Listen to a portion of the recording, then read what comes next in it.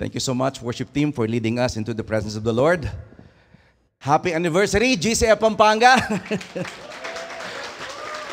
Today we're celebrating our 26th anniversary with much joy and thanksgiving. So let's give the Lord our best clap offering. Hallelujah! Hallelujah! Confirming our calling is our GCF Pampanga's 26th anniversary team. Yan pong nasa likod ko.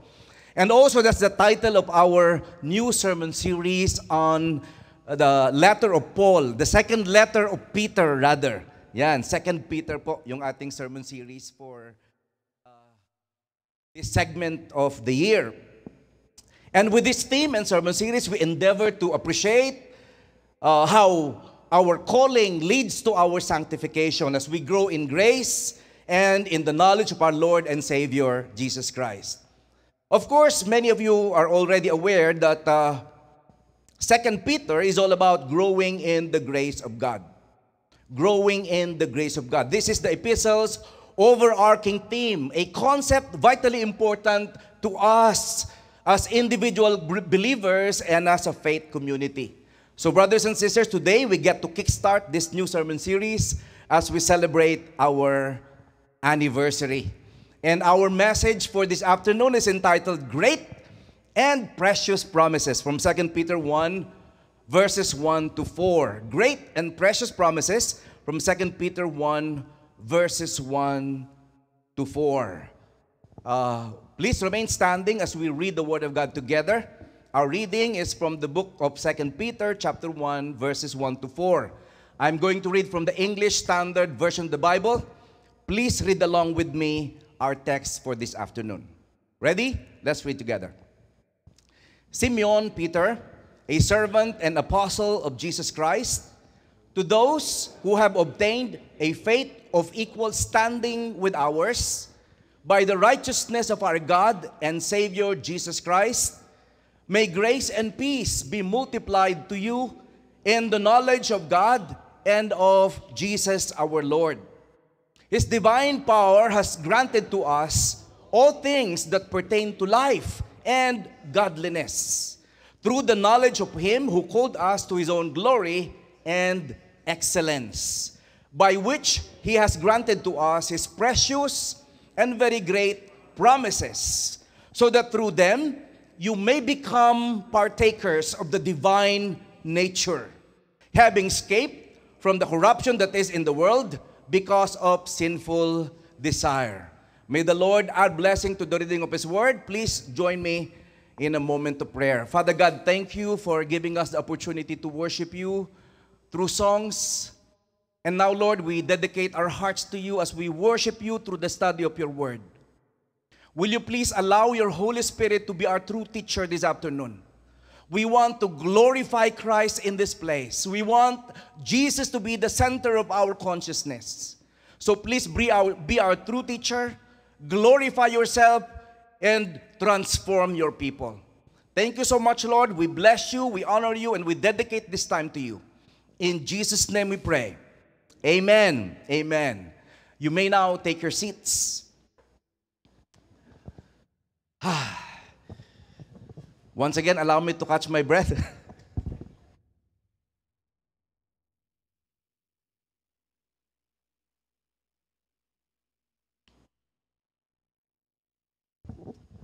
Happy anniversary po, GCF Pampanga.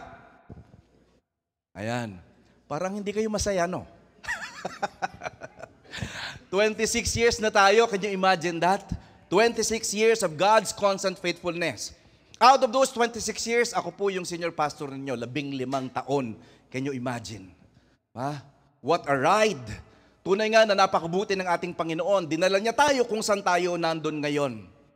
At mag-uumpisa ang bagong serye ng pagkilos ng Diyos.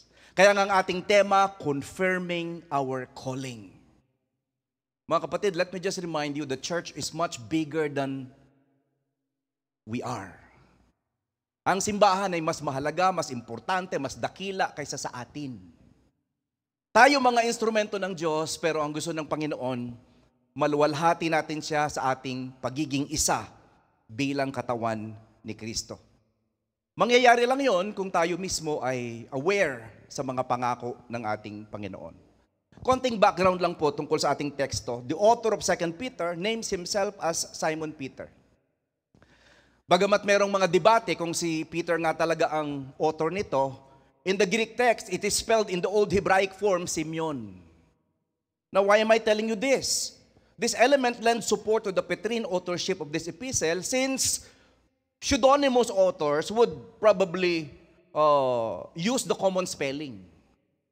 Pero ang ginamit yung Old Hebraic spelling, so ako po ay kumbinsido sa Petrine authorship nito, si Peter ang sumulat.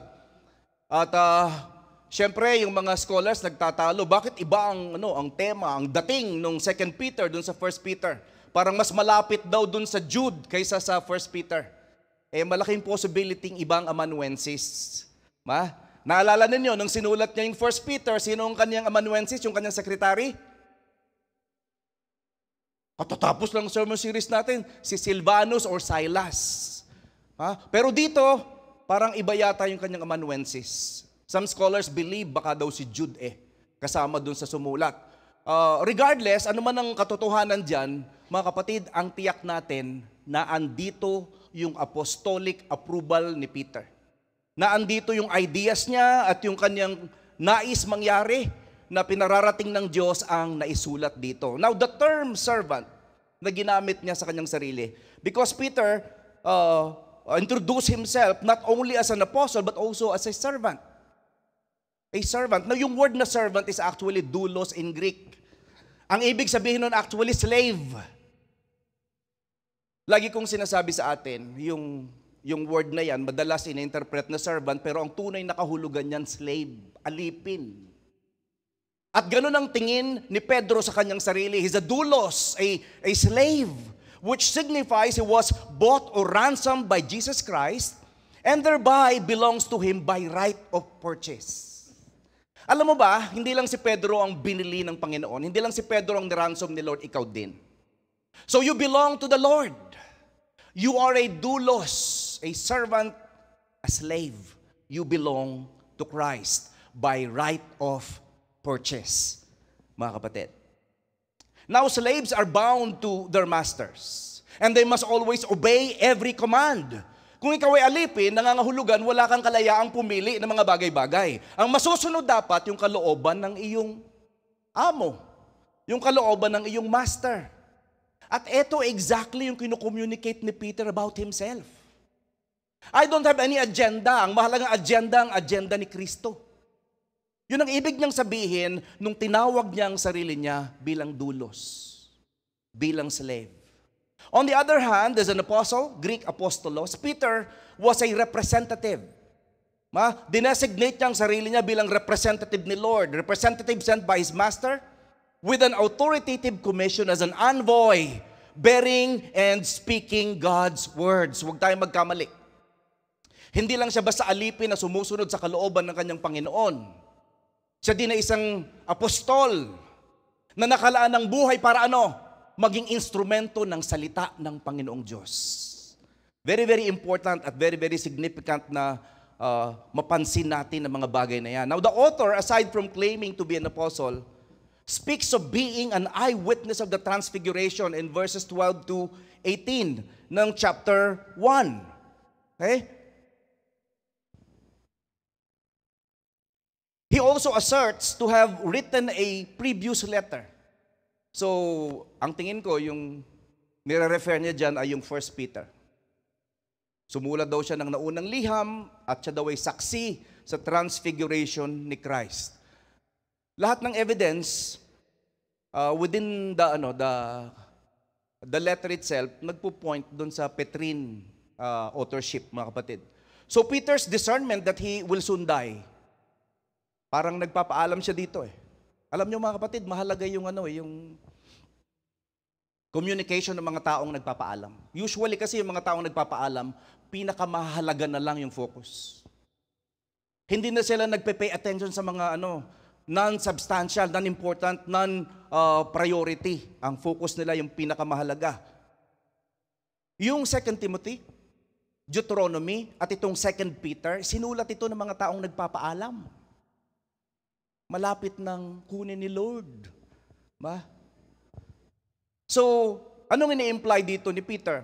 He probably wrote this letter shortly before he was martyred during the Neronian persecution of AD 65. Yun po yung tingin ko dyan. Now, Peter urges spiritual growth. Chapter 1. Kung meron man tayong dapat mapansin sa liham na ito, eto yan, ang kahalagahan ng paglagong spiritual. Sentral sa buhay Kristiyano na hangarin ang lumago. Sa chapter 2, he enjoins believers to be alert and vigilant. Sa chapter 2, he exposes false teachings and false teachers. And sa chapter 3, he enjoins Christians to be alert and vigilant because he will be coming soon.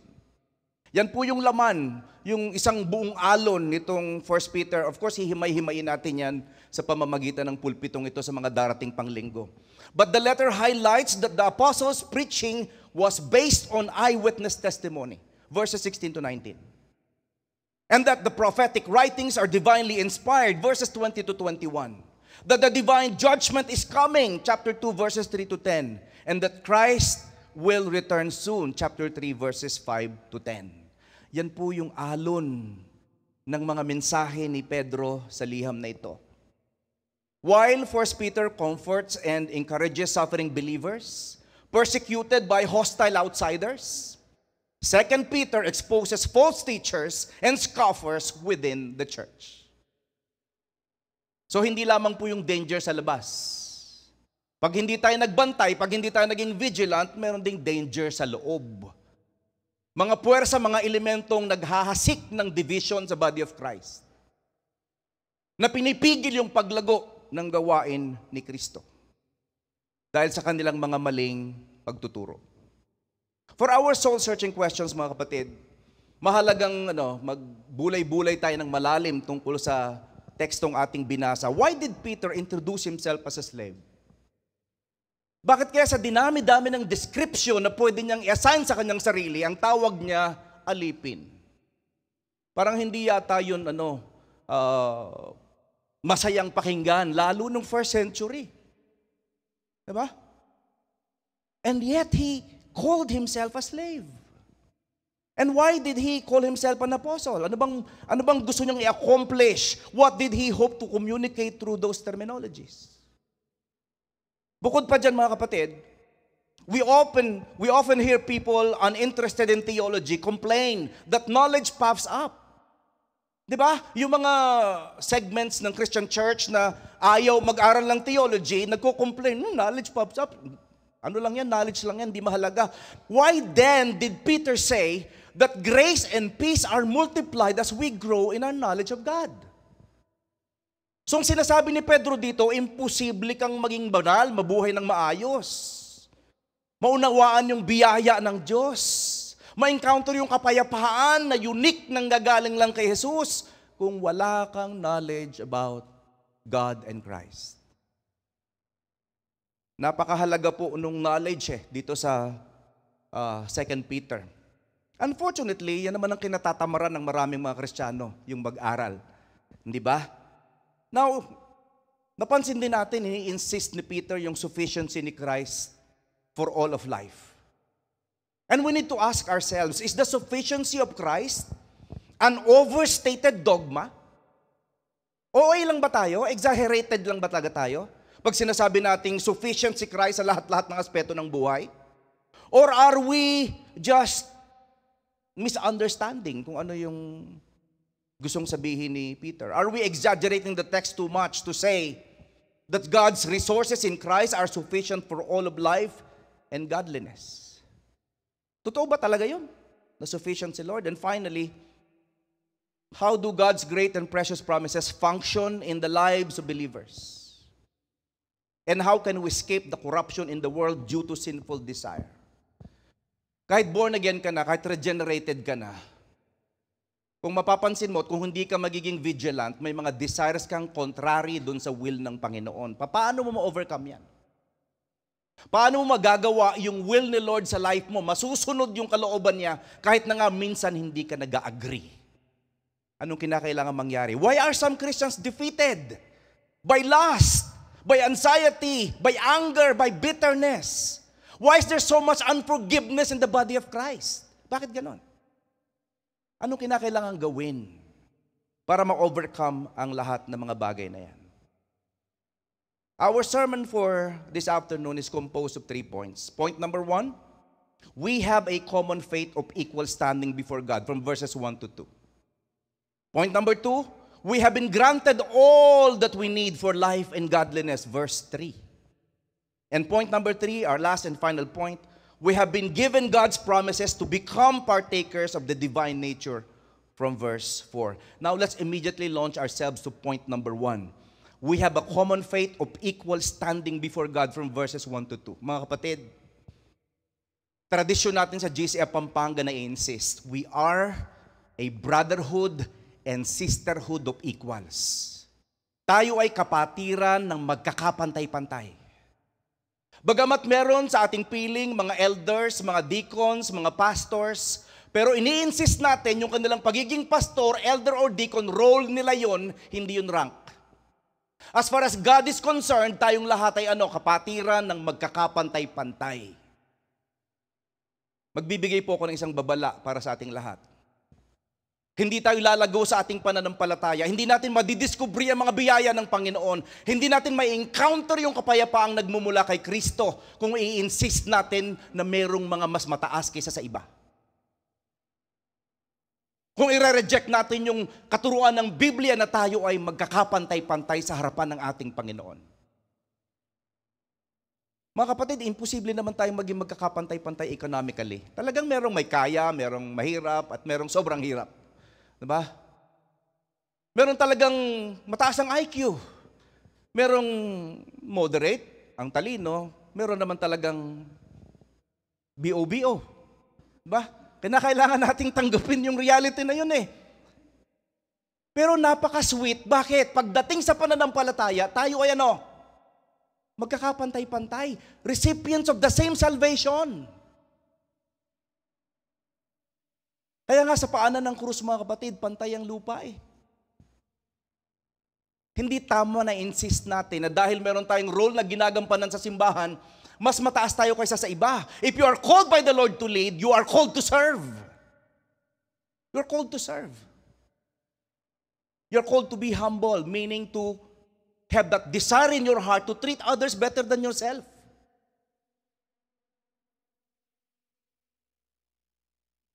Unfortunately, itong katuruan na ito na very passionate na sinasabi ni Peter, nine-neglect ng napakaraming mga Kristiyano, kaya hindi tayo nag-grow eh. Hindi tayo nag-grow. Yung marami sa atin, sobrang self-loathing, hindi talaga pastor, hindi ko talaga kaya, mahina talaga ako, hindi ako pwedeng mapakinabangan ng Diyos. Yung iba naman, sobrang yabang, ay ako lang ang kailangan. Actually, ako ang pinaka-pogi sa church. Tignan niyo ang inyong katabi. Hanggat meron tayong tradisyon ng pagmamataas, hanggat meron tayong tradisyon ng pagtingin ng mababa sa iba, hindi natin madidiscover yung kapangyarihan ng pananampalatayang Kristiyano, mga kapatid. Don't make a mistake. We are a brotherhood of equals. We are a brotherhood of equals. Tignan niyo ang sabi ni Peter, a servant and apostle of Jesus Christ to those who have obtained a faith of equal standing with ours.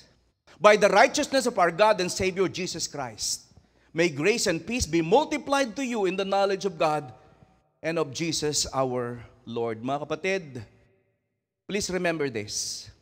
Like Peter, we are both a slave and a representative of Christ. Please don't get me wrong, you will never be an apostle. Yung apostle ay grupo ng mga lalaki yan na hindi na mauulit sa ating panahon. Pundasyon ng iglesia, yung mga apostoles, walang apostol sa ating panahon. Pero yung nature ng kanilang paglilingkod bilang representante ni Kristo, tayo yon. We are ambassadors, we are representatives of Christ. Pero hindi mo maunawaan kung ano yung kahulugan ng pagiging representative ni Christ hanggat hindi mo na-internalize na ikaw ay alipin. Alipin. Na actually wala kang privilege. Wala kang right. Ang dapat mong piliin ay ang kalooban ng iyong Panginoon because you belong to Him by right of purchase. He redeemed you. He bought you. He ransomed you. You belong to Him. You are not your own. You've been bought by the Lord. Siyang nagmamayari sa iyo, kapatid. So Peter was a slave first. Kaya tayo, sa ating panahon, magandang, yan ang una din nating ni-internalize. Ako ay higit sa lahat alipin ni Kristo. Kasi kung gano'n ang tingin mo sa sarili mo, makakapaglingkod ka ng tama sa iba. Hindi ka magiging pakipakinabang kung iniisip mong, ay, akong pinakabanal sa lugar na ito. Akong pinaka-cute. Akong pinakamatalino. Akong pinakamayaman. Hindi ka magagamit ng Diyos. Hanggat tinataas mo pa ang iyong sarili. In fact, you will find yourself opposing the Lord. And you will find the Lord opposing you. Because the Lord will always lift up the humble. And He will always oppose the proud. So Peter was a slave first and then an apostle next. So tayo ganun din nawa ang ating pananaw sa buhay at ministry. Ituring muna natin ang ating mga sarili bilang alipin. At pagkatapos, maging mahusay tayong representante ng ating Panginoon. Ganyan si Pedro, ganyan din dapat tayo. Ikalawang applicational point, mga kapatid, gusto kong bigyang diin. Pero bago ko palapuntahan yung susunod, tignan pa natin ng mas malalim. Peter identified himself first as a slave. Meaning, one who is subject to the will and wholly at the disposal of his master. Kung ikaw mismo ay alipin katulad ni Pedro, ibig sabihin you belong to him. At ang pinipili mo dapat na kalooban mo ay yung nais niya. Ganon si Pedro, ganon din dapat tayo. Now, Peter used the term to express his absolute devotion. His total devotion and subjection to Jesus Christ, His absolute Lord. Ang dami kong mga term na, very emphatic. Kasi yun ang feeling ko eh. Kinakailangan i-insist. Ano bang ibig sabihin na maging Kristiyano? You need to be absolutely devoted to Jesus, your Master. You need to subject yourself to Him at all times. And you must consider Jesus Christ your absolute Lord. Pag nagawa natin yan, lalago tayo sa ating buhay Kristiyano, mga kapatid. Now, the title apostle designated his apostolic role as leader and one of the 12 original disciples. It also designated authority to set up and supervise churches and discipline those churches if necessary.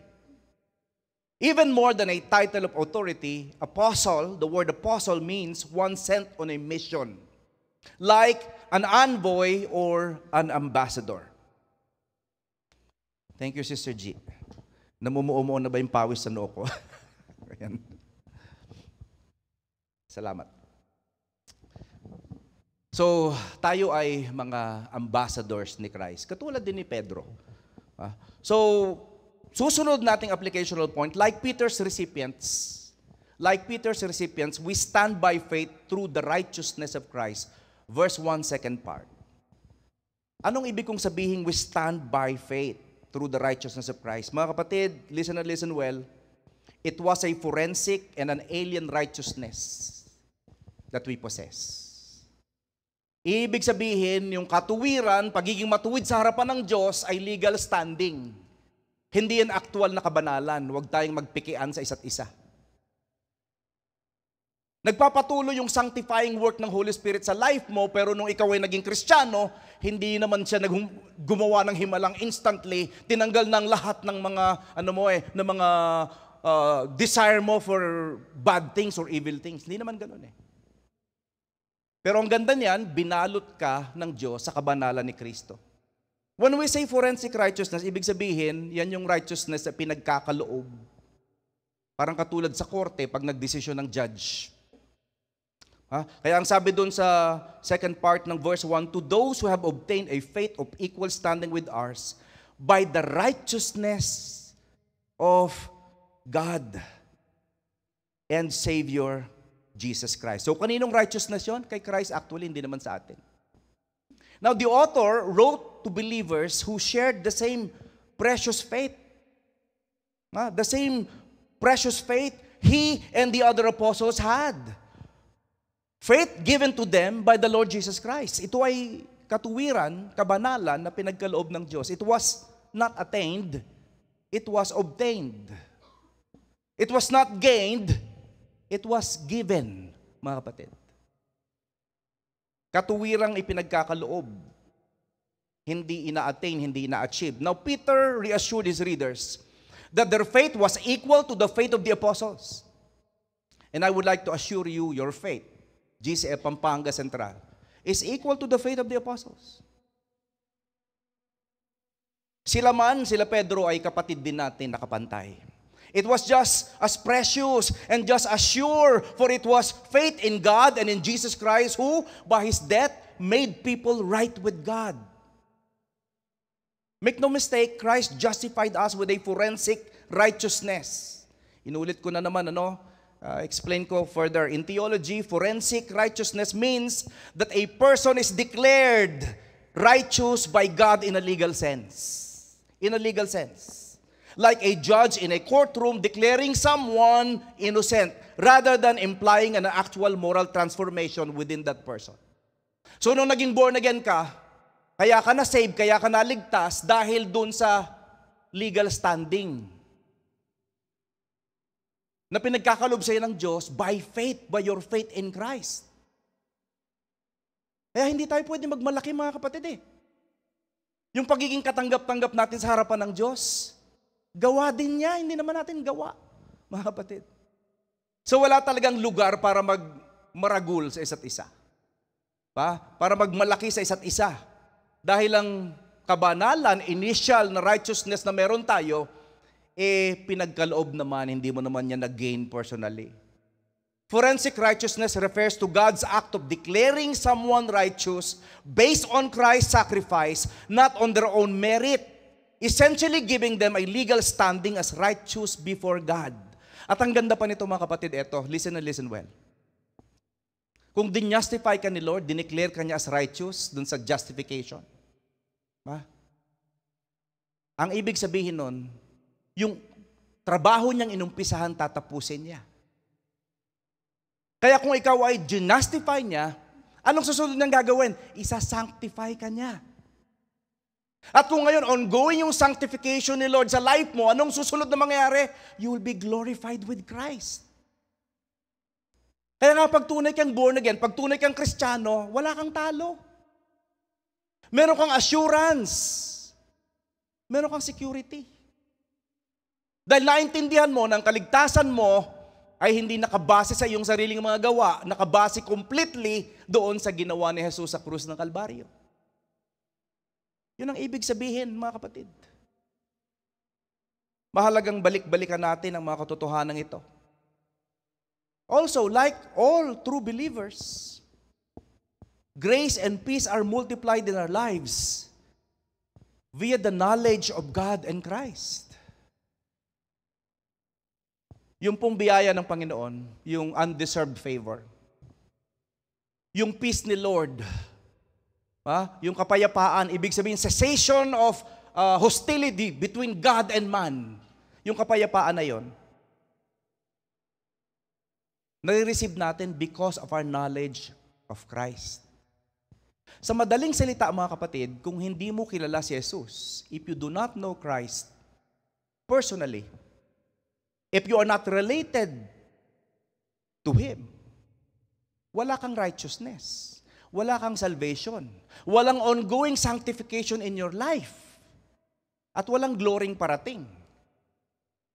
No wonder, maski sa loob ng simbahang Kristiyano, kahit mga nagpo-profess na tayo mga born again, ang dami mga taong karnal pa rin. Bakit ganon? Kasi hindi natin na-analyze ng maayos ang salita ng Diyos at hindi natin ini-evaluate ang sarili natin sa liwanag ng salita ng Panginoon. Pero gusto kong i-insist, mga kapatid, like all true believers, grace and peace are multiplied in our lives through the knowledge of God and Christ. Magtanong tayo. We often hear people uninterested in theology complain that knowledge pops up. Why then did Peter say that grace and peace are multiplied as we grow in the knowledge of God? Because it is centrally significant. Kaya nga sa GCF, magmula noon hanggang ngayon, ang motto natin pareho lang, know Christ. Yun ang pinaka-importante. Doon lahat na natatanggap ng isang tao, yung mga biyayang nagmumula sa langit. Yung knowledge of Christ. At yung knowledge na binabanggit natin, hindi yan yung empty knowledge, yan yung relational knowledge. Experiential knowledge, mga kapatid. Nangangahulugan, kilala mo siya at related ka sa Kanya. Kaya ang sabi sa verse 2, may grace and peace be multiplied to you in the knowledge of God and of Jesus our Lord. Mga kapatid, Peter's hope for his readers was God's special favor. Unmerited by people, but freely given by God, and peace, referring to the peace that Christ accomplished between sinners and God. Ito yung pag-asa ni Pedro para sa kanyang mga recipients. Para sa mga nagbabasa ng kanyang liham. But he wanted his readers' faith to remain sound and unwavering.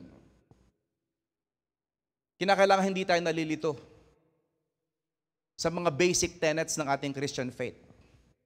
Na yung righteousness mo hindi sa iyo. Mahalaga ito, bakit?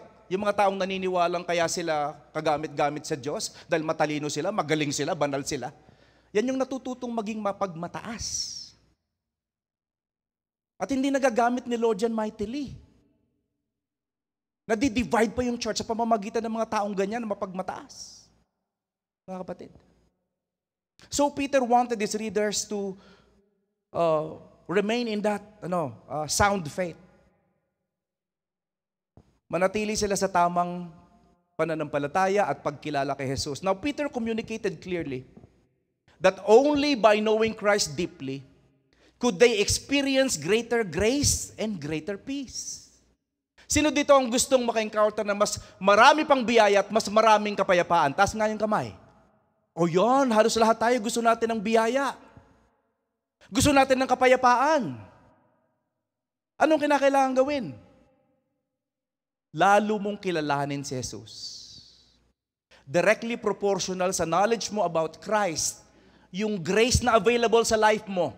Directly proportional sa knowledge mo about Christ, yung peace that is happening in your life today. But please take note, knowledge must not be pursued for the sake of knowledge. Knowledge must not be pursued for the sake of knowledge. It must lead to changed behavior. The true knowledge of Christ will always lead to transformation. Malalaman nyo kung tamang kaalaman tungkol kay Kristo ang ating pinupursu. Bakit? Nagbubunga ng pagbabago sa ating mga buhay. Hindi tayo nananatiling stagnant. Nagkakaroon ng ongoing and radical transformation. Kaya ang sabi ni Peter, sa verse 1 ng kanyang unang liham, Peter, an apostle of Jesus Christ, to the elect who are exiles of the dispersion throughout Pontus, Galatia, Cappadocia, Asia, and Bithynia. Maski doon sa unang niyang liham, paano niya inintroduce ang kanyang sarili? Apostle. Pero hindi siya nagmalaki na kaya siya naging apostle, kaya siya naging Christian, kasi pinili niya si Jesus. Nabibwisit na nga ako sa ating mga kapatiran sa church Bakit ka na-save? Kasi nag-accept ako kay Christ. Talaga, ang galing mo. Yung pag-accept mo ang dahilan kung bakit ka na-save. Mga kapatid, sabi niya, pinili daw siya ni Lord. Sinong initiator? Si Lord. Hindi yung tao. Hindi yung decision mo ang naging dahilan kung bakit ka save. Kundi pinili ka ng Panginoon. You were dead in your transgressions and sins. No amount of preaching can make you alive. Kinakailangan yung regenerating power ng Holy Spirit. Pinili siya. Binuhay siya. Kaya siya naging lingkod ng Diyos. Tayo ganun din ang ating kalagayan, mga kapatid. Maski si Jude, sa Jude 1, verses 1 to 2, Jude, a servant of Jesus Christ and a brother of James, to those who are called, loved by God the Father, and kept in Jesus Christ, mercy, peace, and love be multiplied to you. Paano kinilala ni Jude ang sarili niya? Servant of Jesus Christ. Slave of Jesus Christ. Ibang klase, bakit? Kuya niya si Jesus eh. Earthly brother niya si Christ eh. And yet, sabi niya, ako'y alipin ni Kuya. Ba? Ang galing. Diba? Paano siya nagkaroon ng ganong klaseng consciousness? Na-realize niya kung sino talaga si Jesus. Mga kapatid. At dahil dyan, kaya niyang batiin yung kanyang mga sinusulatan, ang habag ng Panginoon, ang kapayapaan ng Panginoon, ang pag-ibig ng Diyos, ang dumaloy nawa ng todo-todo sa inyong mga buhay. Yan ang sabi ni Jude. Bakit niya kayang sabihin yan? Kasi nakilala niya ng tama kung sino si Jesus. Kasabay sa pagkilala kay Jesus, yung pagkilala sa sarili bilang alipin. Bilang alipin. Si Paul, ganun din sa Romans 1 verse 1. Sabi niya, Paul, a servant of Christ Jesus, called to be an apostle and set apart for the gospel of God. Tinawag daw siya para maging apostol. Pero siya daw ay sinet apart, tinalaga ng Diyos para sa ebanghelyo. So hindi yung pagpili niya ang mahalaga, ang pagtatalaga ng Diyos. Ang binibigyan niyang diin at bigat. Mga kapatid, nakikiusap ako sa ating lahat. Nagmamakaawa ako. Huwag sana nating kunin ang kaluwalhatian ng Diyos kay Kristo Jesus sa pamamagitan ng pag-ascribe ng ating kaligtasan sa ating sariling mga desisyon. Huwag sana nating gawin yon. Kasi pag ginagawa natin yan, kahit na nga sinasabi mong, Lord, we want to glorify you, hindi mo siya mag-glorify. Kasi hindi tama yung pagkakaunawa mo kung sino siya sa buhay mo.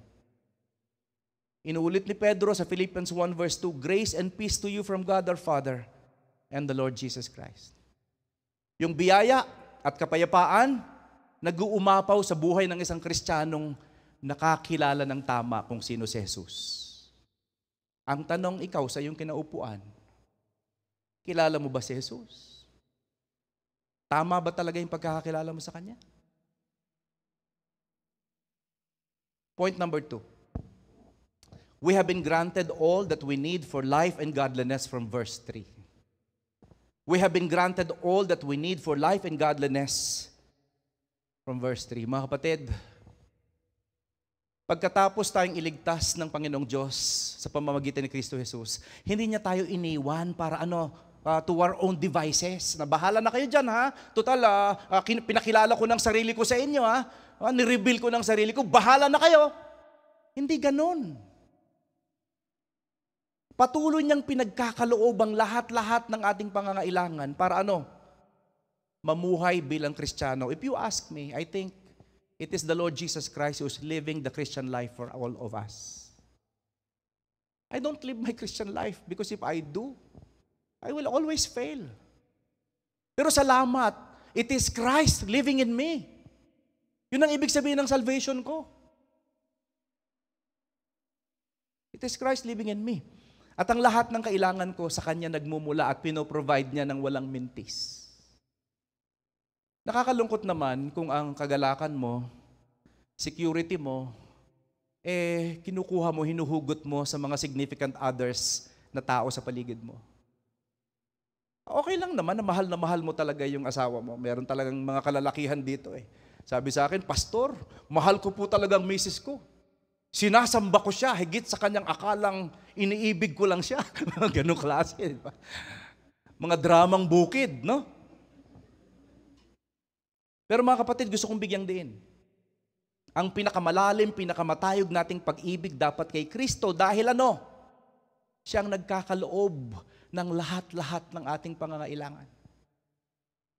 Ang totoo niyan, mas alam ni Kristo kung anong bibigay sa iyo kaysa sa iyo. Pray tayo ng pray sa mga bagay na hindi naman natin talaga kailangan eh. Naisip nyo ba kung gaano tayo dapat magpasalamat dahil hindi sinasagot ng Diyos ang lahat ng panalangin natin? Salamat Lord, ang dami kong prayer na hindi mo sinagot. Baka kung sinagot mo lahat, wala na kaming membro. Kinuha mo na lahat kasi imprecatory yung prayer ng mga pastor. Diba? Salamat kay Lord, mabuti siya at marunong siya.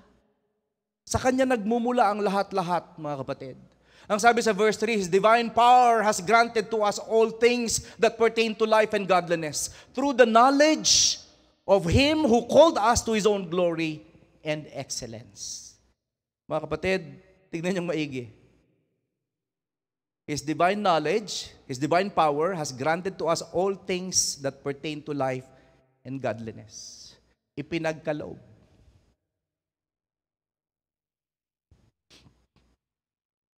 Pinagkaloob na at patuloy pang pinagkakaloob ang lahat ng ating pangangailangan sa pamamagitan ni Kristo Jesus. Now, the divine power of Christ is the source of our capacity for life and godliness. Yan ang malinaw sa first part ng verse 3. Mga kapatid. Hindi galing sa iyong sariling talino, hindi galing sa iyong personal reflection, galing sa power ni Lord. No matter how hard you try, ampaw yung iyong mga efforts. Walang mangyayari kung ang aasahan mo yung sarili mong mga kakayahan. O di yung kakayahan ng iba.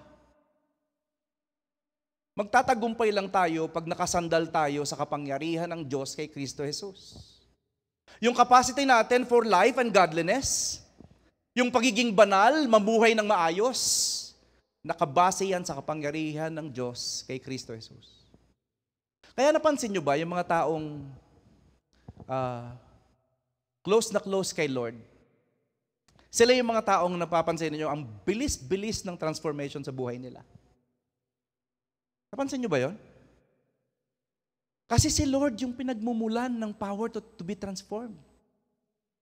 Hindi po yung iyong personal reflection.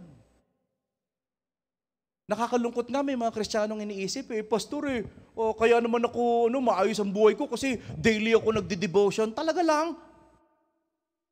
Dapat ka lang talagang mag-daily devotion, pero i-ascribe mo doon yung source ng power mo. Ay, teka muna, mukhang maling mathematics, mga kapatid. I-ascribe mo dapat sa person ng Diyos. Hindi doon sa activity yung ginagawa mo. His divine power has granted to us all things that pertain to life and godliness. Now, verse 3 shows how the multiplication of the knowledge of God in verse 2 takes place. Through the divine power, it is granted to us. Paano nagmumultiply yung knowledge? Sa kapangyarihan mismo ng Diyos galing.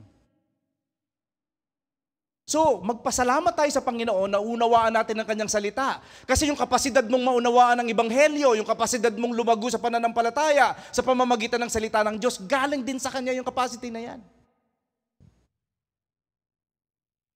Meron akong mga kaibigan, at saka mga kamag-anak, miyembro mismo ng aking pamilya, na kahit na anong pagpapagal kong mag-evangelize ng mahusay, hindi talaga nag-a-accept kay Lord Kulang na lang kumain ako ng bubog at bumugan ng apoy. Pero hindi nag-a-accept kahit na lahat na yata ng evangelistic messages na bigay ko na Anong gagawin ko? Mga kapatid, kung hindi natin kinikilala na ang kaligtasan ay galing sa Diyos, na si Lord ang tumatawag, pag nag-i-evangelize tayo, mafo-frustrate tayo ng todo. Kasi na-expect natin sa atin ang gagaling yung kapangyarihan to convert people. Hindi, si Lord ang tumatawag. Si Lord ang nag-i-enable. Yung capacity natin to understand Him comes from Him. It's weird, but it's true. Listen and listen well. You need God in order to understand God. Put that in your mind and in your heart. God's divine power supplies us all that we need for life and godliness. So nakikiusap ako sa ating lahat. Mag-rely tayo palagi sa kapangyarihan ng Diyos. Hindi tayo bibiguin ng Panginoon pag tayo nag-rely sa Kanya. Ikalawa, the knowledge of Christ is the agency through which we receive all we need. Kung mapapansin nyo, sinabi na yan kanina ni Peter sa verse 2, nire-reflect na naman yan sa verse 3. Pag inuulit-ulit yung mga konsepto, anong ibig sabihin? Mahalaga. Parang katulad lang ng nanay mo nung araw, sinasabihan ka, huwag kang maglaro ng posporo. Kasi alam niyang mahalaga dahil pag naglalaro ka ng posporo, baka masunog ang bahay niyo. Maski sa Bible, yung mga pinauulit-ulit na mga na teachings, ibig sabihin, very, very important. Yun namang iba, si nanay naman, ang kulit. Ay pag ganyan ang inyong attitude, pwede niyong sabihin, si Peter naman ang kulit. Sinabi na niya yan kanina sa verse 2, ulitin na naman niya sa verse 3. Mga kapatid, tignan niyo ang sabi sa verse 3. Through the knowledge of Him who called us to His own glory and excellence. So yung capacity natin to live out the Christian life through the power of God, mediated yun ng ng knowledge about Christ. Ng knowledge about Christ. Ano bang gusto kong sabihin? Mga kapatid, God has called believers by His own glory and excellence. Siyang tumawag. Tinatawag ka niya sa pamamagitan ng pagpapahayag niya ng kanyang sarili sa iyong harapan. Bakit ka ba nag-accept? Ba't mo ba kinilala si Kristo bilang tagapagligtas at Panginoon? Kasi ni-reveal niya ang sarili niya sa iyo. Hindi yun dahil sa ang galing-galing mo. Habang yung iba hindi kayang maintindihan yung Bible, ikaw naunawaan mo. It's not that, kapatid. Ni-reveal kasi ng Diyos ang sarili niya sa iyo. In salvation, God reveals His glory and His moral excellence. And these are means He uses to effect conversions. Nire-reveal niya ang sarili niya. Pinakikita niya kung gaano ka-excellent siya, kung gaano siya ka-glorious. Kaya nga mapapansin ninyo yung pagbabago sa buhay natin, nakabase din sa ating concept kung napakamaluwalhati bang Diyos nating sinasamba. Kung hindi maluwalhati ang Diyos sa iyong pananaw at paningin, hindi mo na kinakailangan magkwento sa akin. Alam ko na hindi mo na pagtatagumpayan ang mga tukso sa buhay mo. Alam ko na. Directly related yan sa views mo, sa mga pananaw mo tungkol sa kung sino ang Diyos. Now, in bringing people to the knowledge of Himself, God's divine power supplies them with everything they need for life and godliness. Si Lord ang naghuhugot sa atin sa dilim, sa pamamagitan ng Kanyang kapangyarihan, at ipinagkakalob niya sa atin ang lahat ng ating pangangailangan para mamuhay ng matuwid sa Kanyang harapan. Now, what is in view is the work of the Holy Spirit, the Spirit of God in believers, providing them with fruit and gifts and enabling them to live the Christian life. Tama po, fruit hindi plural yan, singular. Pero pinagkakaloban tayo ni Lord ng mga kaloob, mga giftings para magamit natin sa loob ng simbahan, mapaglingkuran natin ng Panginoon at ang isa't isa, at habang tayo naglilingkod sa Diyos, lumalago tayo sa ating pananampalataya. Kaya nga hindi tayo napapagod maghamon sa mga tao, maglingkod kayo sa Diyos. Bakit? Alam na natin noon pa na hindi tayo lalago sa ating pananampalataya kung tayo nananatiling attendees lang. Hindi. Maging mapangahas. Maging membro ng worship team. Kung magandang boses mo, kung sa banyo lang talaga, banyo queen ka lang, magturo ka na lang sa Sunday school. Pwede din yun. God-glorifying din yun. Diba? Ang point ko lang mga kapatid, lalago tayo sa ating pananampalataya sa konteksto ng paglilingkod sa Kanya. Hindi mo maunawaan kung anong kahulugan ng paglago hanggat hindi ka naglilingkod sa Diyos. Hindi po sapat yung nag-a-attend lang kayo pag Sunday. Hindi po sapat yun. Maniwala kayo sa akin. Kinakailangan ng patuloy na pag-aalay ng buhay sa Diyos. Patuloy na pagpapasakop sa banal na Espiritu para maging kagamit-gamit. Para masaksihan ang kaluwalhatian ng Diyos sa lahat ng Kanyang mga ginagawa sa buhay natin. John 1:16 tells us, from His fullness, we have all received grace upon grace. Sa kabuuan ng Diyos, sa kaluwalhatian ng Diyos, tinatanggap natin ang lahat ng mga biyaya na ating kailangan. Biyaya, ibig sabihin, kahit kailan hindi mo deserve, binibigay pa rin niya. Colossians 2:10, and you have been made complete in Christ who is the head over every ruler and authority. Your completeness is always based on who Christ is. Directly proportional sa pagkilala mo kung sino si Jesus ang iyong buhay Kristiyano. 1 John 5:20, and we know that the Son of God has come and has given us understanding, so that we may know Him who is true. And we are in Him who is true, in His Son, Jesus Christ, is the true God and eternal life. Noong nakaraang taon, ang focus ng ating lahat ng talakayan sa pulpitong ito, Christ at the center. Sabi natin sa ating mga sarili, ang hangad natin, maging sentro si Kristo ng ating individual na buhay. Maging sentro si Kristo ng ating pamilya. Maging sentro si Kristo ng ating iglesia. Salamat sa Panginoon. Dinala niya tayo kung saan tayo naroon ngayon. Bagamat madalas kaming mga naglilingkod, mga elders and pastors, ang pinagbibintangan ninyong dahilan kung bakit nagtagumpay ang gawain. Kaming lahat, malinaw sa aming mga isip. Si Lord lang talagang kumilos, hindi naman kami. Participants lang, si Lord talaga yung initiator at siya yung nagsusustain. Encouragement itong katotohanan ito sa ating lahat. Baka iniisip mo, pastor, wala po kasi akong alam na na kaya kong ipaglingkod sa Diyos. Just be present doon sa lugar ng paglilingkod and you will be amazed. Ang ating Diyos na sinasamba, kayang gumamit ng kahit na sino para luwalhatiin ang kanyang pangalan. Available ka lang dapat. Ang tanong, available ka ba? Tanong yung mga katabi mo, available ka ba? Yan. Sabihin mo ngayon, nakataas ang kilay, maging available ka, kapatid. Maging available ka, kapatid. Our third and final point. We have been given God's promises to become partakers of the divine nature, verse 4. Mga kapatid, dahil sa mga dakilang pangako ng Diyos, tayo daw ay nagiging kapisan ng maluwalhating kalikasan ng Diyos. Can you imagine this? Himala ito eh. Paano tayo magiging participant yan, partaker ng divine nature sa pamamagitan daw ng mga pangako ng Diyos? Tanong, paano ka makakapag-participate? Paano ka magkakapag-partake doon sa divine nature kung hindi mo alam kung ano mga promises ni Lord? Kasi nagbubukas ka lang ng Bible actually tuwing Sunday. Paano yun mangyayari? Mga kapatid, lagi nating ini-insist, the Word of God is not cake for special occasion, but bread for daily meal.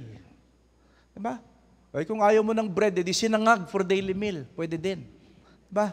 Ang point lang dapat meron tayong daily dosage ng Word of God.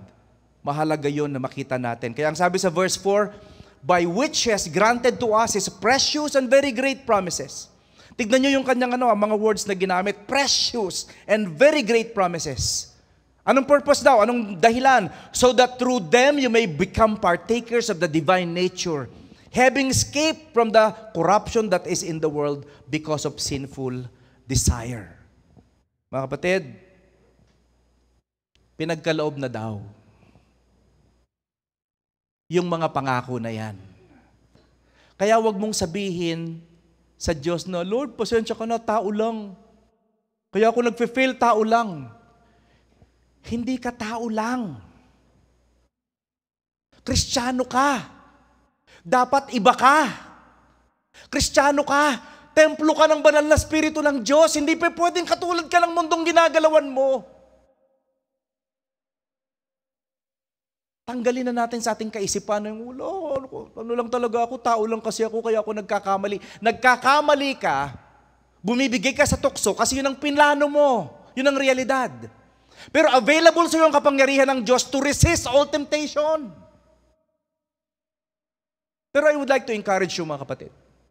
Kung sakali mang nahulog kayo sa temptation, huwag na kayong masyadong madrama. Okay? No, hindi na ako mag-church kasi nagkasala ako kahapon. Huwag na masyadong madrama, mag-confess ka lang, no? Kasi dalawang paraan ng Lord para ka i-sanctify. Una, bigyan ka ng power to resist temptation. Ikalawa, bigyan ka ng grace and forgiveness para magpatuloy. Yung iba naman sa atin, ang daming dramang bukid kinakailangan pang bisitahin ni Pastor Joey sa bahay. Para lang pumunta uli sa church kasi po, Pastor, nahulog ako sa kasalanan. Huwag na yung dramang bukid na ganun, mga kapatid. Kung sakaling nagkamali ka, ang pinakatamang gawin, humingi ng tawad sa Diyos. At tapos manampalataya na yung pagpapatawad ng Diyos ay may kapangyarihan para bigyan ka ng kakayahan na lumakad ng patuloy sa iyong pananampalatayang Kristiyano. So mag-confess, ganun lang kasimple. Mga kapatid, hindi na yung nagtatagal pa na parang kinakailangan hindi ka nagkakamali. Ha? Lahat tayo nagkakamali, mga kapatid. Ako nga, wish ko lang hindi na ako nagkakamali. Prayer ko nga yun na, Lord, pwede bang maging perfect? Ang sarap sana, no, perfect, no, yung hindi ka na nakakapag-isip ng masama. Ang sarap sana yung lahat na lang ng intention mo, ikabubuti ng kapwa, ikalululahati ni Kristo. Yun ang desire talaga ng heart ko. Gusto kong bumait, pero di ko magawa. Pero salamat sa Panginoon, ang biyaya niya makapangyarihan sa buhay ko. Siya ang dahilan kung bakit ako nagpapatuloy. Ang mga pangako niyang dahilan kung bakit may saysay ang buhay Kristiyano. Tuwing pinapaalala niya sa akin na mahal niya ako, di niya ako iiwan at pababayaan. Tuwing pinapaalala niya sa akin ng kanyang mga pangako na yung inumpisahan niyang gawain sa buhay ko, siguradong tatapusin niya. Pag pinapaalala niya sa akin yung katotohanan na walang makakaagaw sa akin sa kanyang kamay, tiyak ang kaligtasan ko. May dahilan para magpatuloy, mga kapatid. Bakit? Dahil napakabuti ng ating Diyos. His promises are great and precious. His promises are great and precious. Yan ang sabi sa first part ng verse 4, by which He has granted to us His precious and very great promises. Alam niyo, meron ako mga kamag-anak na hanggang ngayon, gustong-gusto yung naghuhukay-hukay sa kung saan-saang lugar. Mga treasure hunters. Naalala ko nung bata pa ako, maski nga yung Port Santiago, ang dami naghuhukay dyan eh. Kasi naniniwala sila na ando daw nilibing ng mga Hapon yung kanilang mga kayamanan. Dami mga naghuhukay kung saan-saan. Dito sa Pampanga, ang dami mga naghuhukay. Kung ano-anong mga stick yung ginagamit, tinuturo yung iba, gumagamit pa ng medalyon para malaman kung nasaan ang mga kayamanan. Mga kapatid, ang kayamanan ng Diyos ay nasaan? Sa kanyang mga pangako. Sufficient ang kanyang mga pangako para mamuhay ka ng maayos. Mamuhay ka ng may kagalakan. Puspos ng kahulugan ng buhay mo. Napakagara ng buhay Kristiyano. Bakit? Object tayo ng kanyang mga pangako. Ito lang mga kapatid, ang mga pangako niya, siguradong tutuparin niya. Wala na isang pangakong hindi matutupad.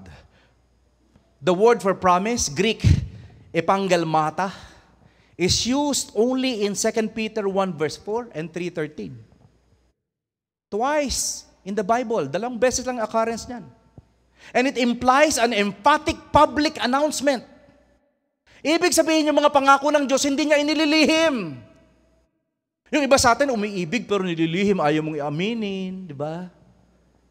Pero si Lord, yung kanya mga pangako, hayag. Publicly pronounced.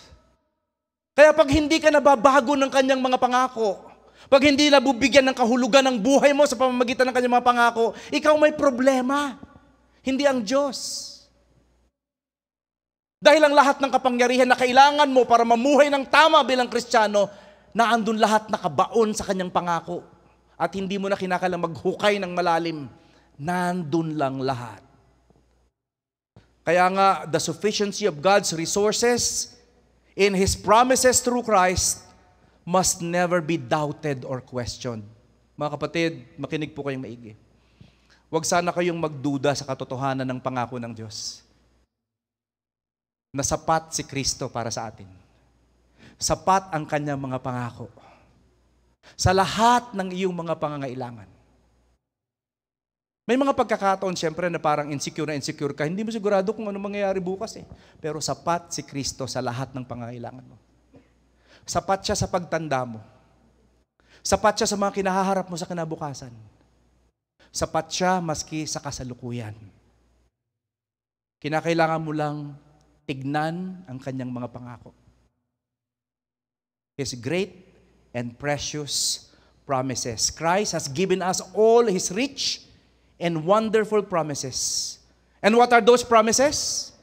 Mga kapatid, when Christ came, He made promises of the new Messianic age. And we are in that age. Peter referred to Christ's second coming sa verse 16 ng chapter 1, verse 4 ng chapter 3, at verses 9 to 10 ng chapter 3. Muling magbabalik ang ating Panginoon. At tayo'y makakamtan natin yung new heavens and new earth. And the believers will be welcomed into Christ's kingdom. Hindi ko talaga maintindihan yung mga Kristiyanong walang kapag-apag-asa sa pananaw sa buhay. Alam niyo, pag hindi kayo puspos ng pag-asa sa buhay, isa lang ibig sabihin yan eh. Hindi kasi tayo nakatingin sa mga pag-asa ng Diyos, sa mga pangako ng Panginoon. Pero kung ipapako mo ang atensyon mo sa mga pangako ng Diyos, hindi ka magkukulang. Matatagpuan mo si Kristo sapat para sa lahat ng iyong pangangailangan. His promises enable us to escape corruption brought by our sinful desires. Ang mga pangako niya, meron pang isang epektong napakaganda. Ang epekto ng mga pangako ni Lord, pag kine-claim natin na araw-araw, oras-oras, minuminuto, anong nangyayari? Napagtatagumpayan natin ang mga unique na tukso sa buhay dahil kapiling pa natin yung ating fallen flesh.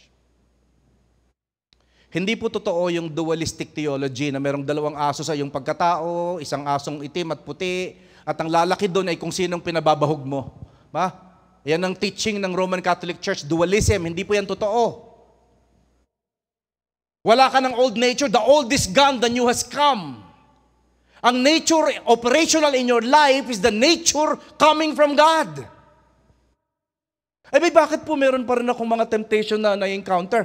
Because of the flesh. Yung flesh nag-wage war against the spirit. Nasa lupang katawan pa tayo eh.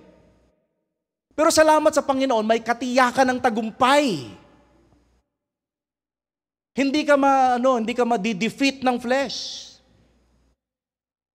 Meron kang tiyak na tagumpay. Yun ang kagandahan ng buhay Kristiyano, mga kapatid. Kung gusto nyo magtagumpay sa mga tuksong inyong kinakaharap, kung gusto nyo kakitaan ng magandang aplikasyon, yung mga pagsubok na pinagdadaanan nyo sa buhay, titigan ninyo ang mga pangako ng Diyos kay Kristo Jesus.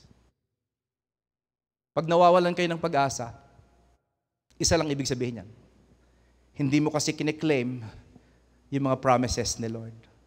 Christ will help His people escape the corruption all around them caused by evil desires. And He will do so through His very great and precious promises. God's people shall escape dissipation. God's people shall escape corruption and share in the divine nature as God's gift through Christ's death and resurrection.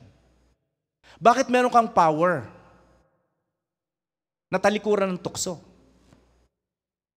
Talikuran yung carnality. Bakit meron kang ganong klaseng power? Because the resurrection power of Christ is operational in your life. Kung ano yung kapangyarihan na ginamit ni Jesus para mabuhay mula sa kamatayan, yun din ang power na available sa iyo ngayon. Kaya nga sinasaway natin yung mga thinking na, hindi namin kaya yan. Yung defeatist attitude, walang ganun dapat pag Christian. Yung kapangyarihan ng muling pagkabuhay ni Jesus, yan ang kapangyarihang available sa iyo, kapatid. So walang dahilan para hindi ka magtagumpay. One of the most crucial applicational truths found in 2 Peter, listen and listen well, is that to sustain a godly life in a fallen world like ours, we must be deeply rooted in the promises of God's Word. Kung magtatagumpay man tayo sa ating buhay Kristiyano, nakabase yan kung tayo ay nag-uugat sa salita ng Diyos, sa mga pangako ng Diyos sa Kanyang salita. Doon lang lahat nakabase. We must hold fast to that blessed hope, which is our joyful assurance that God will extend His benefits to us, and that Jesus Christ, our great God and Savior, will return. Ang sarap isipin, magbabalik na si Lord. Parang di kayo masaya. Alam niyo mga kapatid sikreto to. Kung hindi kayo excited sa muling pagbabalik ni Jesus, ibig sabihin hindi tama yung puso mo. Hindi tama. Para sa tunay na Kristiyano, wala nang ibang pinakakamit-himit-hi pa na pangyayari sa buhay, kundi yung makita ang kanyang Panginoon. Nandun ang lahat, doon lahat nakapako ang lahat ng ating pag-asa. Ang tawag ng Bible, blessed hope. The coming of our great God and Savior, Jesus Christ. Doon lang lahat nakabase, mga kapatid. Kaya kung hindi ka excited sa muling pagbabalik ni Jesus, your heart is not right, kapatid. I-search mo yung mga promises ng Panginoon. Romans 8:29 tells us, for those God foreknew, He also predestined to be conformed to the image of His Son, so that He would be the firstborn among many brothers. Mga kapatid, yung foreknew dito, hindi yung nakita kita nung yung parating na panahon. Ibig sabihin, pinili ka niya. Object ka ng kanyang pagpili. Ng kanyang knowing. Sa scripture nga pag sinabing Abraham knew his wife, ibig sabihin, sexual intercourse yun . Bakit? Relational. Yung bagay na knowing sa Bible, mga kapatid. Relational. So bago ka pa nga naging born again, kinilala ka na ng Panginoon. Isinulat ka niya sa kanyang palad. Tinalaga ka niya para sa kanyang sarili. Tinalaga ka niya para sa tagumpay ni Kristo Jesus. So walang dahilan para mamuhay ka ng talunan, kapatid. Huwag ka nang masyadong malungkot dun sa mga nangyaring mga masasama nung nakaraang panahon. Kung meron mga nagkasala sa iyo, ang pinakamagandang gawin, patawarin mo na silang lahat. Don't allow your anger to become bitterness. Patawarin mo na silang lahat. Tapos na yun . Ilagay mo sa isip mo, pinili ako ni Lord. Meron siyang magandang plano para sa akin. Pinredestine niya ako para maiayon sa wangis ng kanyang bugtong na anak. Yung bitterness going on in my life is incongruent with the image of Christ. Therefore, I will forgive. I will forgive. I will allow the Lord, the Spirit of God, to heal me from my bitterness. Alam mo yon? Pag ginawa natin mga bagay na yan, may experience natin yung tagumpay ng Panginoon. Colossians 3:10, and have put on the new self, which is being renewed in knowledge in the image of its Creator. Meron na tayong mga bagong pagkatao, new nature. Tayo ay bagong likha. Kung ikaw ay born again, ikaw ay bagong likha. At yung paglilikha ni Lord muli sa iyong pagkatao, the same power yung ang ginamit niya nung nilikhain niya ang entire universe. Can you imagine?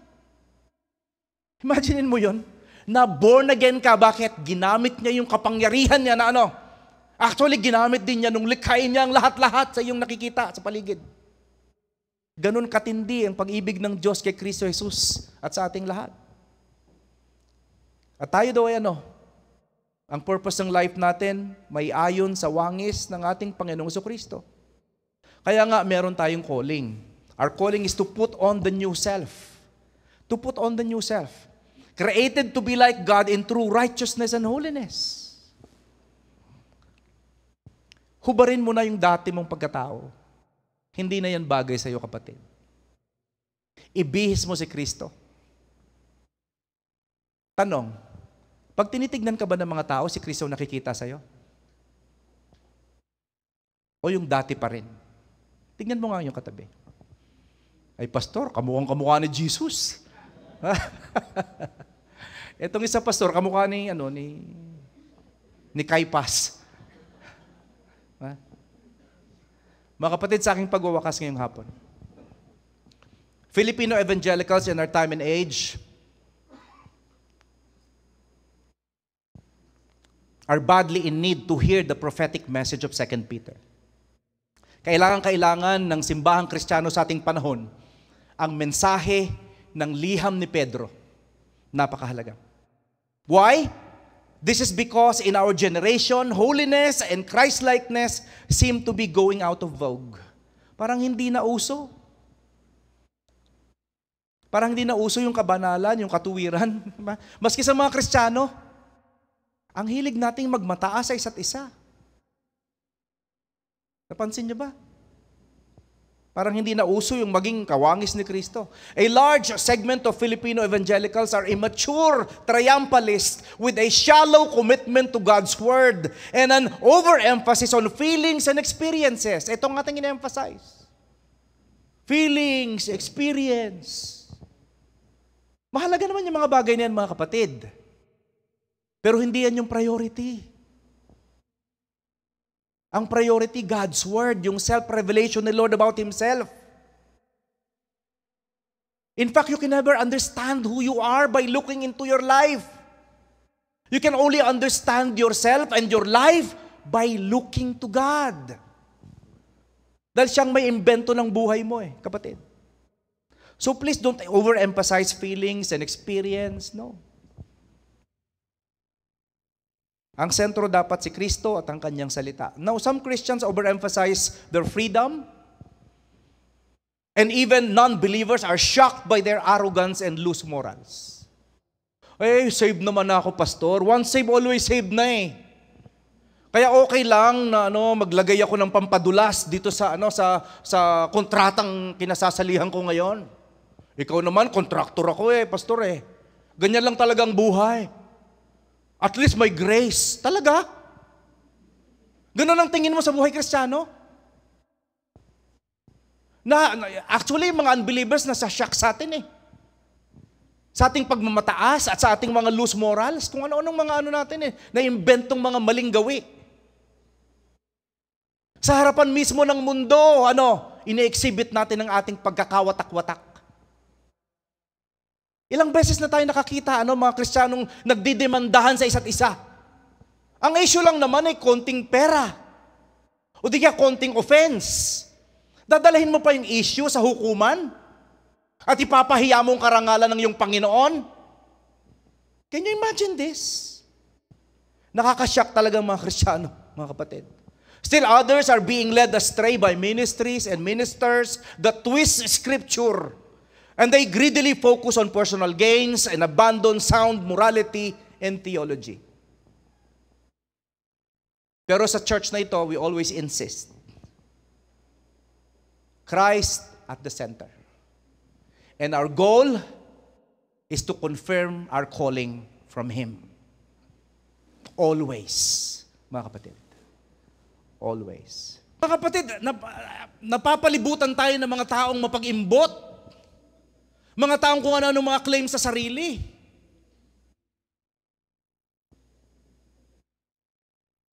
Magagawa lang natin ang tama kung ang bawat isa sa atin may sapat na kaalaman tungkol sa salita ng Diyos. Huwag kang mag-expect na yung pastor lang dapat ang marunong. Hindi. Ang bawat isa sa atin, we should all grow in our knowledge of Christ.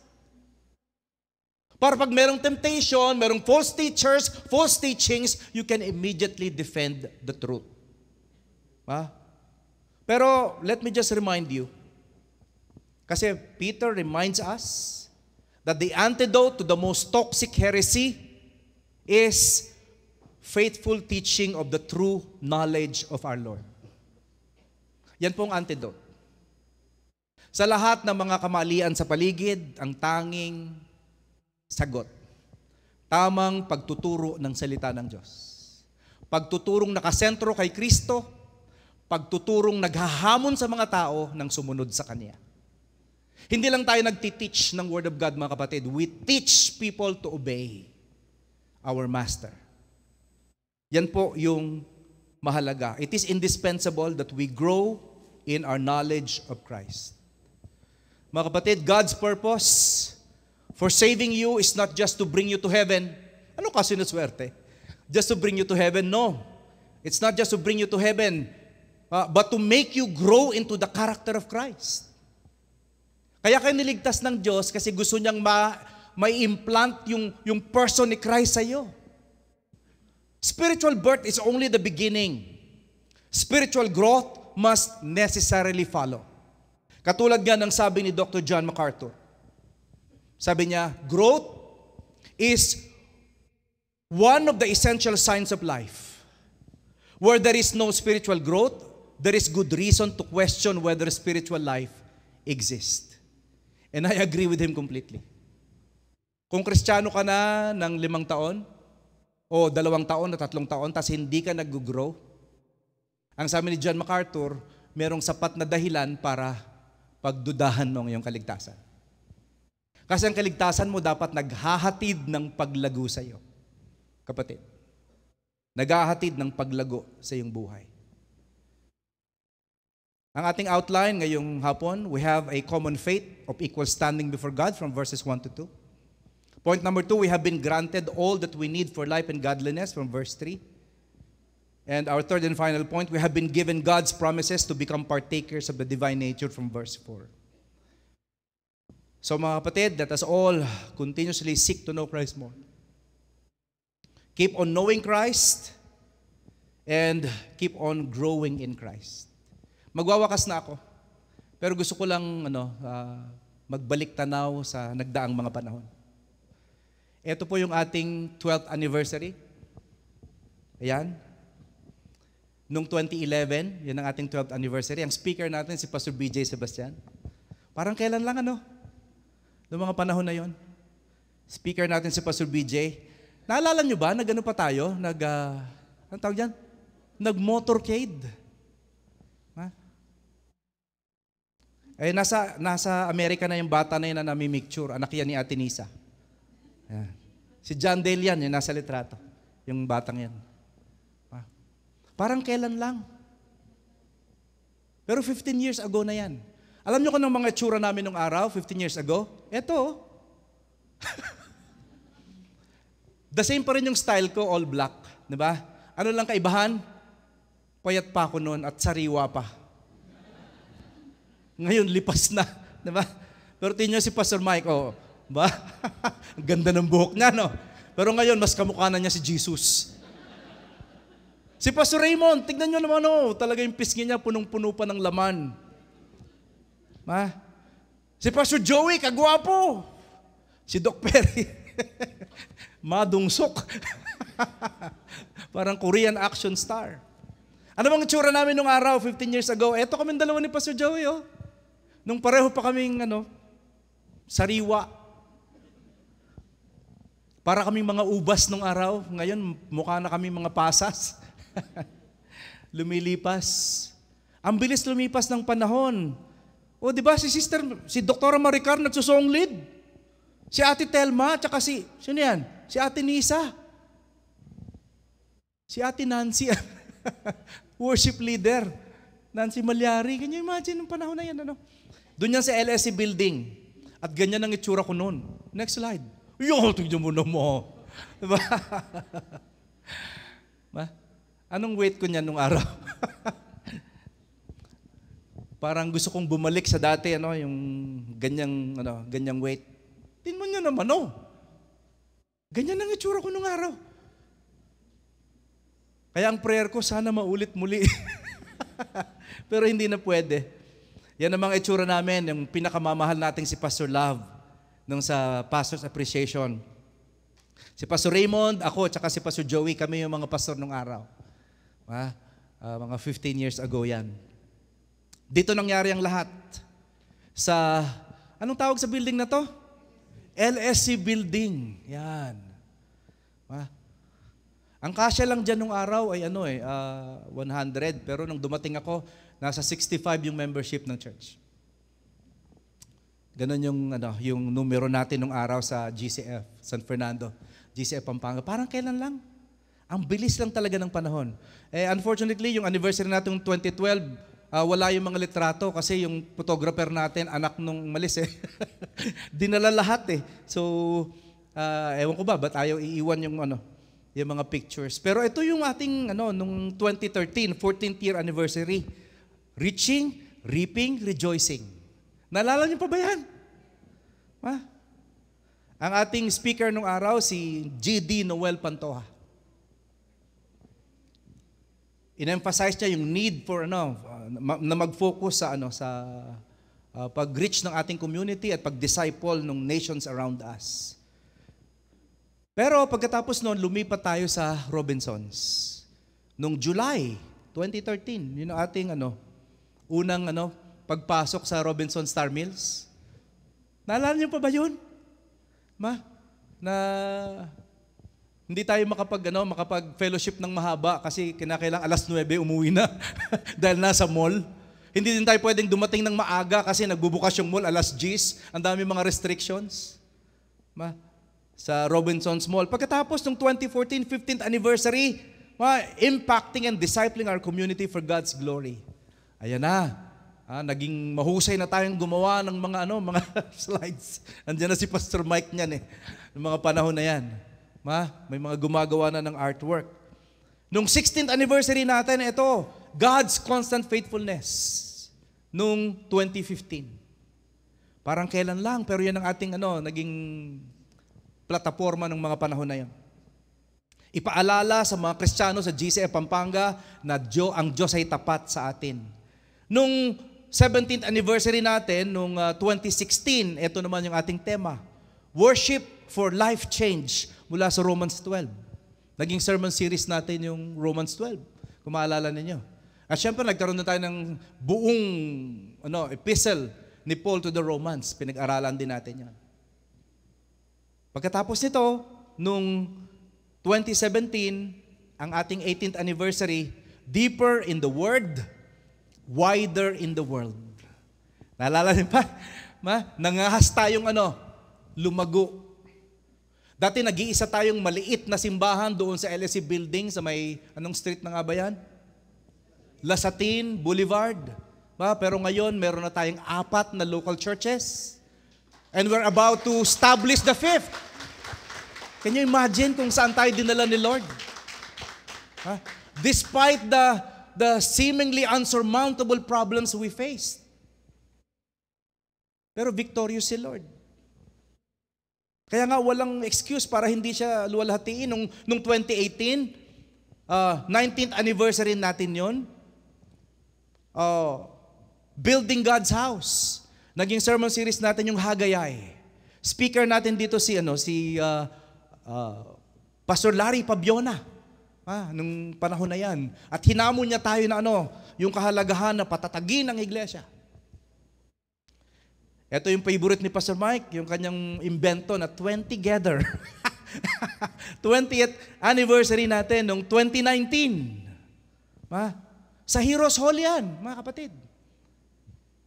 Kung saan, matindi yung naging pagkilos ng Diyos sa ating kalagitnaan. Pero hindi tayo nanatiling katulad ng dati, naghangad tayo, hindi lang ng victory in unity, naghangad tayo ng i-expand pa yung vision ni Lord. Hindi tayo nanatili sa 2 church plant, gusto natin 5. Kasi naintindihan natin, the best way to disciple the nations around us is to plant churches. Kasi ang minumultiply natin, hindi lang disciples, minumultiply natin pastors, elders, deacons, and deaconesses. Leaders ang minumultiply when you do church planting. Kaya yun ang ating naging passion, expand the vision. Yan ang ating anniversary team noong 2020. Kahit na nga, pandemya. Yun nga lang, kakalungkot nung panahon ng pandemya, ang dami mga taong nasiraan ng bait nung pandemya. Hanggang ngayon nga, hindi ko alam kung nakarecover na ako.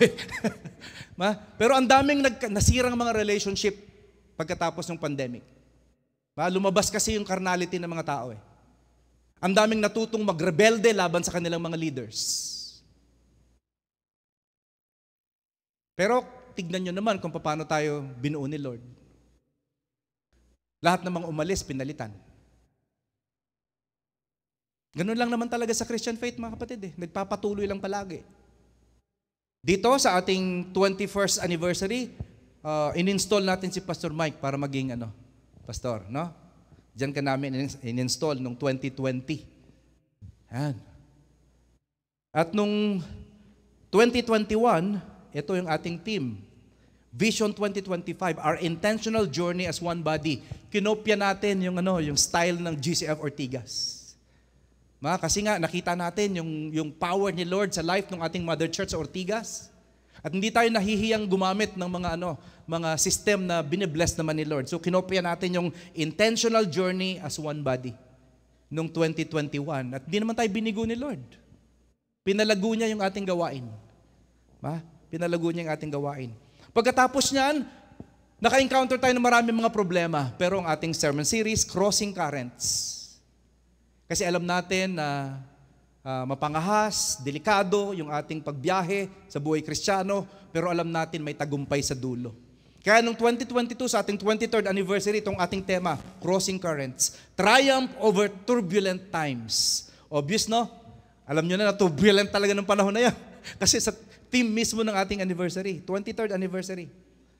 Noong ating 24th anniversary, noong 2023, compelling course. Hindi mapipigil ang ating biyahe patungo sa tagumpay ng Diyos kay Kristo Jesus. Ang speaker natin, the very animated Pastor Rolly Victira. Naalala niyo pa? Talagang di ko akalain na napaka-powerful mag-preach ni Pastor Rolly Vic. Tayong lahat ay na-bless nung anniversary na yon. Pero ang ating nais nung panahon na yan, God's direction and provision as we journey onwards to Vision 2025. Kasi nangangahas tayong mag-establish ng 5 churches in 2025. Ito na yon, yung taon na to. Mga kapatid, 2025 na. Noong 2024 naman, noong ating 25th anniversary, ang ating GD, Ray Abante ang ating speaker, Christ at the Center. Yan ang ating naging theme. Kung mapapansin ninyo, yung hagod ng pagkilos ng Diyos sa ating iglesia, kung titignan mo yung nakaraan, alam mo na kaagad na may tagumpay sa dulo.